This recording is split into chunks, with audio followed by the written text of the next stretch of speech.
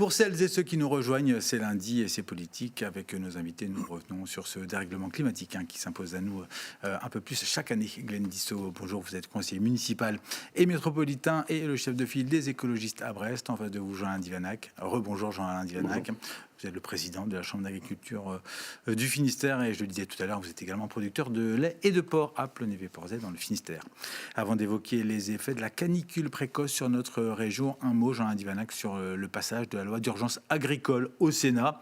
Ce projet de loi d'urgence entend contribuer à la reconquête de la souveraineté alimentaire française. On parle de lutte contre la concurrence déloyale, de lutte contre la déprise foncière ou encore de protection des exploitations agricoles et également du maintien des revenus des paysans, une loi qui tente à protéger l'agriculture française.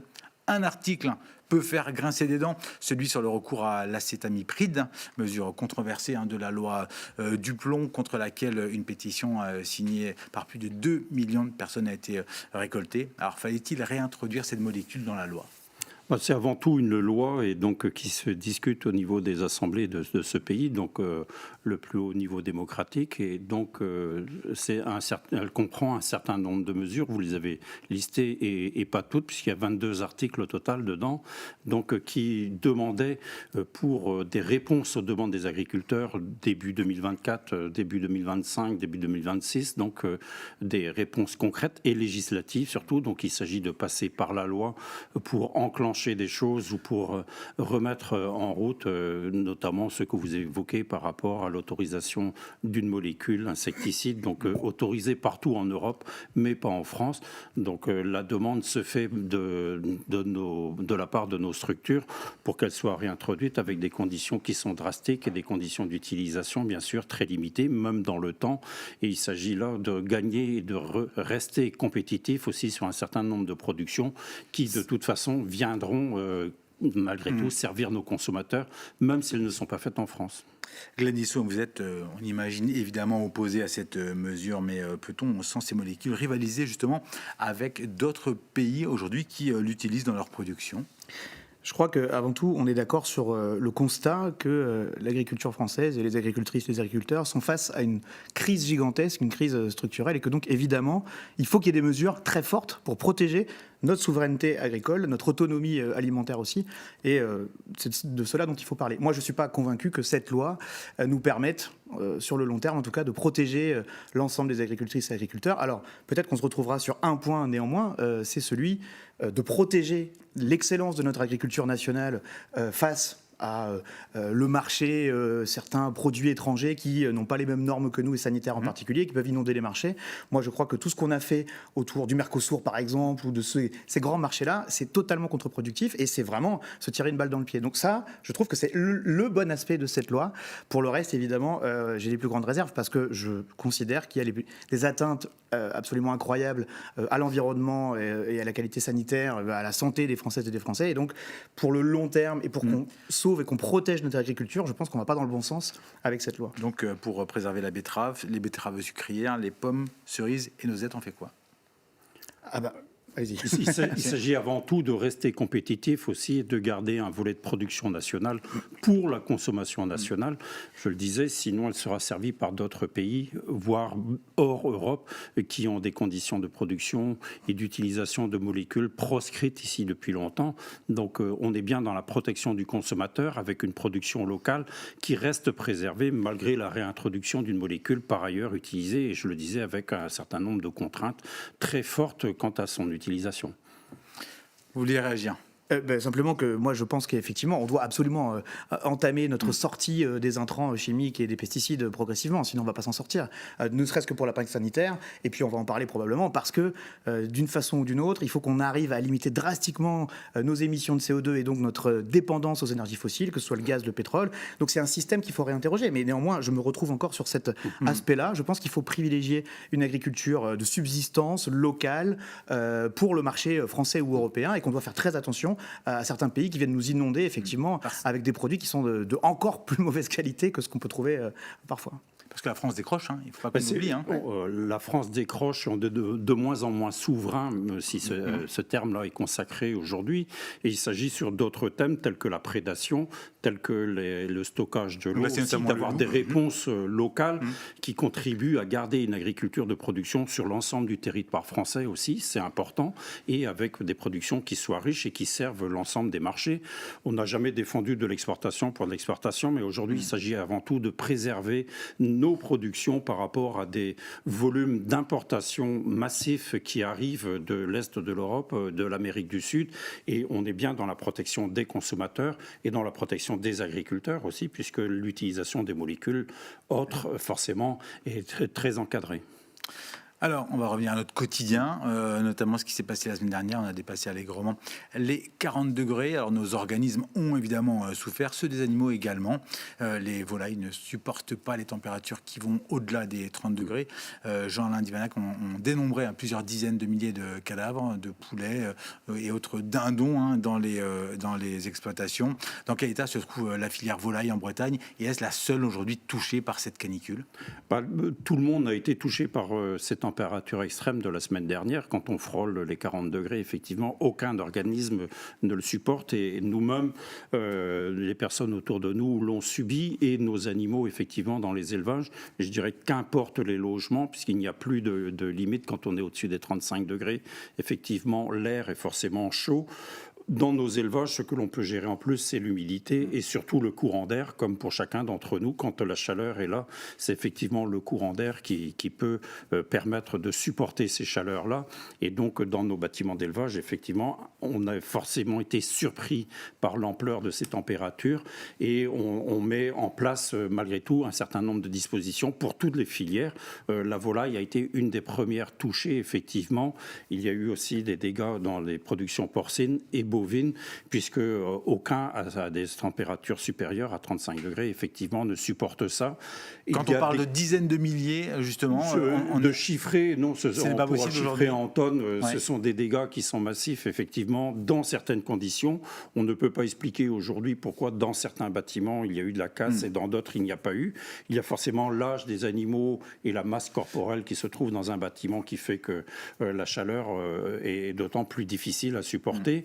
Mais il y a eu aussi de la casse avec des animaux qui étaient à l'extérieur, que ce soit de la volaille ou des bovins aussi qui supportent très mal le soleil. Donc même dans les conditions d'ombrage, quand on est sur des températures supérieures à 35 degrés, ça ne suffit pas. Et ça amène d'autres inconvénients, comme notamment les volailles, qu'elles soient dehors ou à l'intérieur, ont des réflexes de s'entasser qui provoquent d'autant plus facilement et rapidement leur étouffement. L'outil d'équarrissage est saturé. Le ministère, Annie Genevard, a autorisé les exploitations à pouvoir enfouir sur les fermes justement les cadavres. Est-ce qu'on a un risque sanitaire aujourd'hui ? Il n'y a pas de risque sanitaire dans les filières d'élevage à l'origine, donc ce ne sont pas des animaux affectés par une maladie qui sont morts, donc on ne se retrouve pas dans une configuration telle que l'IAHP en volaille il y a quelques années. Donc l'enfouissement, effectivement, s'est avéré comme seule solution de sortie par rapport à une filière d'équarrissage qui n'est pas dimensionnée aujourd'hui pour répondre à de telles crises. Donc elle s'est engorgée elle-même dès le début de la semaine. Effectivement, une fois engorgé, rien n'est possible et on se retrouve avec des retards qui deviennent insupportables pour les éleveurs aussi dans la gestion de ces cadavres sur plusieurs jours avec ces températures. Et c'est là qu'on a insisté pour que, notamment pour les filières volailles et porcines, l'enfouissement soit possible. Ça a été acté à partir de jeudi dernier et que l'équarrissage continue à fonctionner pour la partie bovine. Glenn Dissot, quel regard vous portez justement sur ces situations-là au vu de l'enfouissement notamment des bêtes ? C'est une situation absolument tragique, évidemment. Et il faut qu'on prenne des mesures déjà pour aider, appuyer les agricultrices et agriculteurs, évidemment. Après, il ne faut pas se voiler la face quand même. Valérie Masson-Delmotte disait « Tous nos systèmes, nos infrastructures et nos systèmes de production ont été pensés, imaginés et construits pour un climat qui n'existe plus ». Et je crois qu'il faut vraiment prendre la mesure du problème et se dire que des épisodes caniculaires comme on a connu ces derniers temps, les meilleurs scientifiques nous le disent depuis 30 ans, depuis 40 ans, ils vont se reproduire, ils vont se multiplier, ils vont être encore plus forts et ça va être extrêmement difficile. Donc il faut absolument qu'on ensemble que la société arrive à réduire ses émissions de gaz à effet de serre. C'est vraiment indispensable parce que chaque dixième de degré va compter sur l'impact concret qu'on va ressentir et qu'on adapte notre territoire et qu'on adapte le modèle L'agriculture est agricole souvent aussi. pointée du doigt. Non, mais il ne s'agit pas de la pointer du doigt. Aussi. Au contraire, il faut aussi, comme le reste de la société, la sauver et qu'elle puisse continuer à être productive. Par nature, l'agriculture est émettrice de gaz à effet de serre. Elle contribue malgré tout à nous nourrir et c'est quand même sa première fonction et on ne le fera pas sans produire un minimum de gaz à effet de serre. Maintenant, nos systèmes sont résilients, sont efficaces aussi. Il y a une adaptation nécessaire de nos systèmes d'élevage, notamment par rapport à une meilleure isolation des bâtiments, des meilleurs systèmes de ventilation, Transition, c'est et ça. ainsi de suite, qui devront se mettre en œuvre. Ouais. La mise aux normes des bâtiments va coûter aussi cher. Il y a déjà une quinzaine d'années, il y a eu des mises aux normes, notamment dans le système porcin. Un producteur de lait à Plougonval n'a pas hésité à installer justement des ventilateurs dans l'une de ses stabulations pour rafraîchir les vaches. On regarde. La chaleur n'épargne pas les bêtes, même en campagne. À Plougonval, cet éleveur de vaches est déjà bien armé. Il y a 2 ans, il installait déjà ses brasseurs d'air géants. Il déplace l'air, ce qui donne une sensation de rafraîchissement au niveau des vaches. Il tourne en fonction de la température, c'est-à-dire que la vitesse de rotation augmente quand la température augmente. Et là, depuis hier, ils sont en plein pot, nuit et jour. Car les températures ne cessent de grimper. Selon lui, cet investissement de 20 000 € permet aujourd'hui de maintenir la production de lait tout en protégeant les animaux de la chaleur. Les vaches sont bien mieux à l'intérieur, mais c'est comme les humains. Aujourd'hui, on leur demande de rester confinés chez eux et de fermer les rideaux.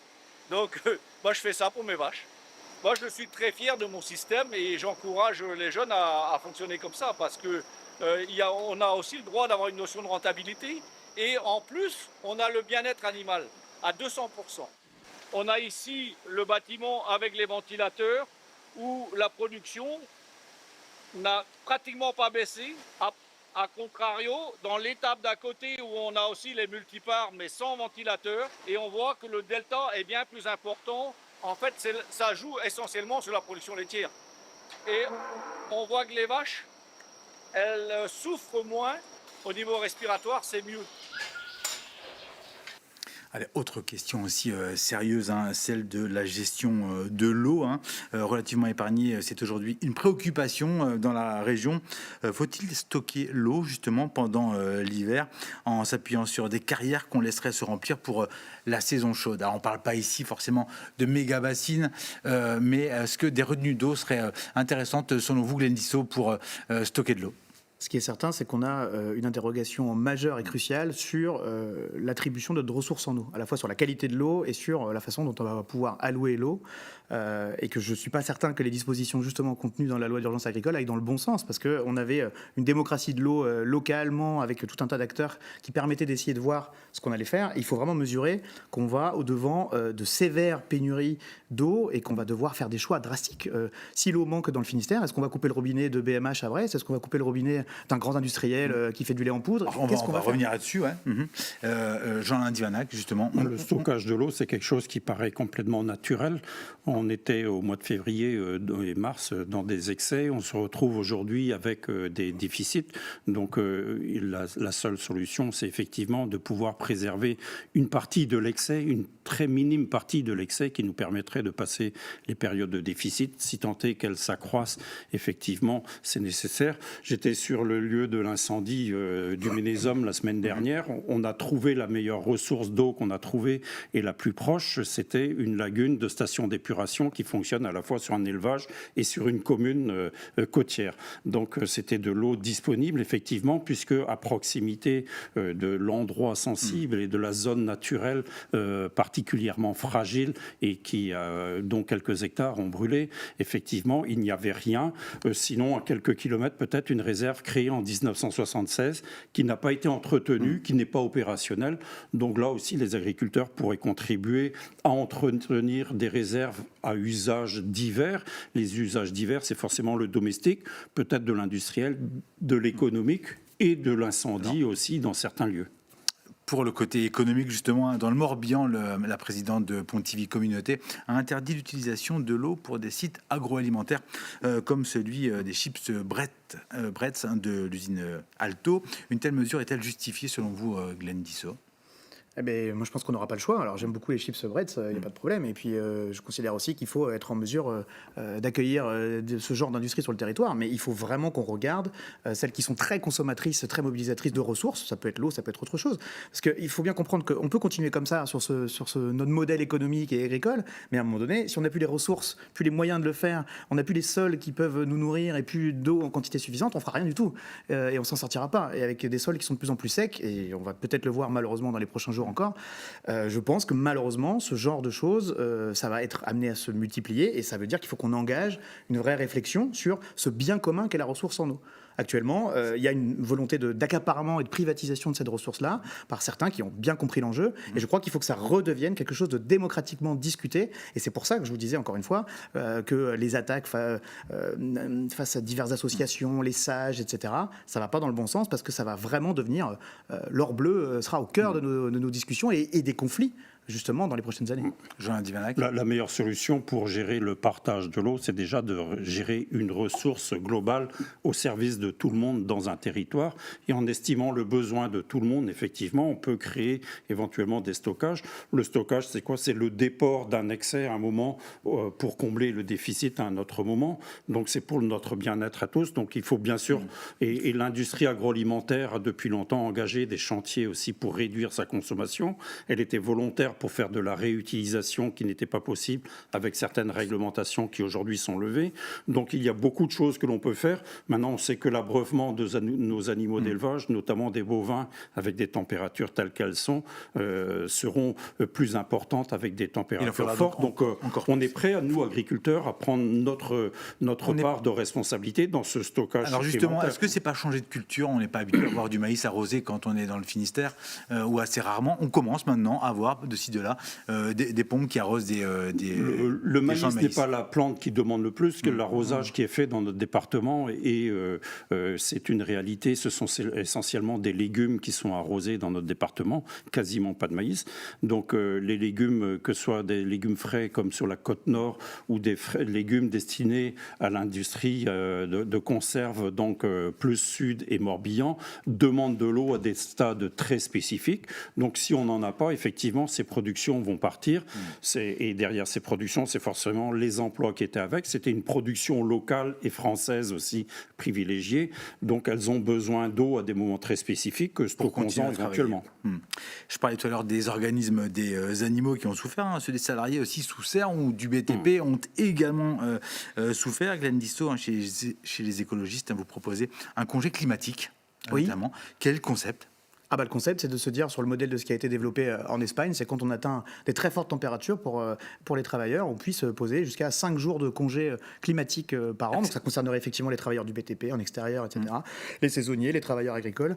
Et on pense que c'est une mesure qui permet de protéger les salariés et qui permet aussi de se rendre compte à quel point ça va modifier nos modes de vie et nos façons de travailler.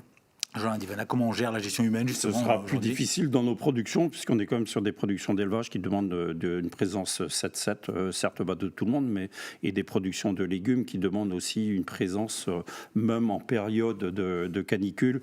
Et même si les productions sont peu vendables, elles doivent être récoltées, donc la main-d'œuvre est nécessaire. Donc les conditions de travail, par contre, sont très importantes. Et dans nos élevages et dans les cultures, les horaires s'adaptent. La mise à disposition de zones de confort et bien sûr de distribution d'eau sont mises en œuvre, puisqu'en tant qu'employeur, effectivement, on préserve aussi notre capital emploi et on tient à ce que nos salariés soient dans les meilleures conditions et que le travail soit malgré tout fait en temps et en heure. On a quand même eu ces dernières années quelques dossiers assez problématiques de conditions de travail, à la fois des saisonniers, des travailleurs et travailleuses agricoles. Je pense que c'est un point d'attention qui est extrêmement important à porter pour les années qui viennent. Et moi, j'ai travaillé en serre à l'époque, je me rappelle que ça montait à 50 degrés quand il faut aller écosser. C'est pas terrible, on a envie de faire une pause assez vite. C'est pour ça que les décalages, notamment en début de journée et autres, sont importants. On ne parle plus que des climatiseurs cette semaine, n'est-ce pas, à mettre un pansement sur une jambe de bois, Glenn Dissot ? Ah bah oui, un petit peu, mais après, il faut commencer par dire que là, le débat sur les plateaux télé est assez délirant sur le sujet. C'est ça. Personne n'est contre la clim. Enfin, Ouais. faut arrêter de caricaturer des positions comme ça. Moi, je pense que dans des hôpitaux, dans des EHPAD, dans des écoles, dans certaines salles de bureau, il n'y a pas de souci à mettre de la clim, d'autant qu'il en existe de naturelles et de moins consommatrices. Bon, après, on va pas Quelles climatiser les mesures champs. vous mettriez en place aujourd'hui, justement, pour... Ah bah justement, toutes les mesures d'adaptation du bâti de la ville. Parce qu'on ne va pas climatiser les champs, on ne va pas climatiser les poulets, ça ne va pas marcher. On ne va pas climatiser les gens qui travaillent dans le BTP. Par contre, avoir une vraie planification sur la façon dont on aménage tous nos bâtiments, la végétalisation, les bâtiments bioclimatiques, il y a toute une réflexion à faire. C'est que le bâti scolaire, par exemple, Oui. peine là-dessus et n'est pas du tout prêt. On parle de, Ah bah bien sûr. de passoire thermique d'un côté, de bouilloire thermique de l'autre. C'est ça. Les passoires thermiques deviennent des bouilloires thermiques. C'est valable pour tout un tas de logements, d'appartements en particulier. C'est valable pour les écoles, pour les collèges, pour les lycées. On a un énorme chantier là-dessus. Et moi, j'en veux quand même terriblement à ce gouvernement, pardon, mais de dire un mot là-dessus. Mais Emmanuel Macron est là depuis 9 ans, dans son quinquennat soi-disant écologique. Là, tout le monde se plaint sur les plateaux télé. Moi, je vois que le fonds vert, qui a justement vocation à aider les collectivités à rénover thermiquement tous ces bâtiments, a été sabré par 4, que tout un tas d'autres dispositifs ont aussi été sucrés. À un moment donné, il faut savoir ce qu'on veut. Il faut qu'on adapte notre société, sinon on va souffrir encore terriblement. 30 hectares de végétation sont partis en fumée vendredi après-midi dans le Finistère, sur le site du Ménésome. Cette précocité vous inquiète-t-elle à tous les deux ?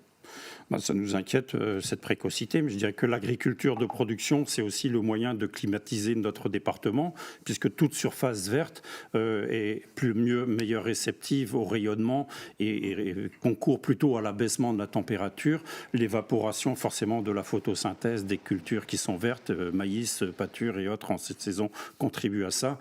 Et effectivement, des zones naturelles qui ne sont pas entretenues sont effectivement le lit de ces incendies, comme dans les monts d'Arrée, il y a 3-4 ans, et donc l'agriculture est le meilleur rempart contre tout ça. C'est le premier incendie de l'année, on le disait, puis une centaine de pompiers mobilisés. Comme en 2022, les agriculteurs ont prêté main forte aux pompiers. Est-ce leur rôle ? C'est pas notre rôle, mais on le fait de manière naturelle. Et pour avoir discuté avec une quinzaine d'agriculteurs venus avec leur tonne à lisier vendredi soir à Plomodierne, effectivement, ils le font naturellement. Certains en ont un peu ras-le-bol peut-être, mais bon, on est aussi solidaires des pompiers et on sait que les pompiers sont solidaires des agriculteurs quand il le faut. Un mot, justement. Heureusement qu'ils étaient là, d'autant plus que l'hélicoptère du département ne l'était pas. C'est un peu dommage. Mais effectivement, ça rappelle de très mauvais souvenirs. En juillet et août, essentiellement. Il est arrivé juste là, il y a quelques jours. Samedi matin, il était sur place. Évidemment, ça nous a rappelé les très mauvais souvenirs de 2022. Évidemment, ça est des situations qui vont être amenées à se reproduire. Donc, encore une fois, il faut qu'on réinterroge ensemble quelle est notre part de responsabilité, quelle est la part du déni climatique de beaucoup de gens sur la situation actuelle. Et donc, il y a les solutions, évidemment, à développer pour l'urgence et pour traiter les feux de forêt le plus vite possible, mais c'est la même chose pour les gens. Et puis les mesures plus structurelles, comme je le disais, atténuation de nos émissions et adaptation du territoire. Il paraît qu'il y a des élections qui approchent en 2027. On peut débattre beaucoup là-dessus. Merci messieurs. Alors j'aurais bien voulu évoquer le breton Glenn Dissot avec vous.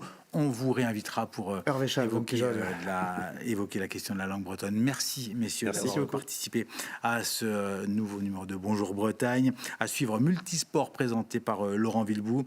Demain, à cette même place, vous retrouvez Pauline Verco qui reviendra notamment sur la réouverture du village gaulois à Plumeur-Boudou suite à l'incendie criminel de 2024. D'ici là, excellente soirée sur vos chaînes locales. Kenavo.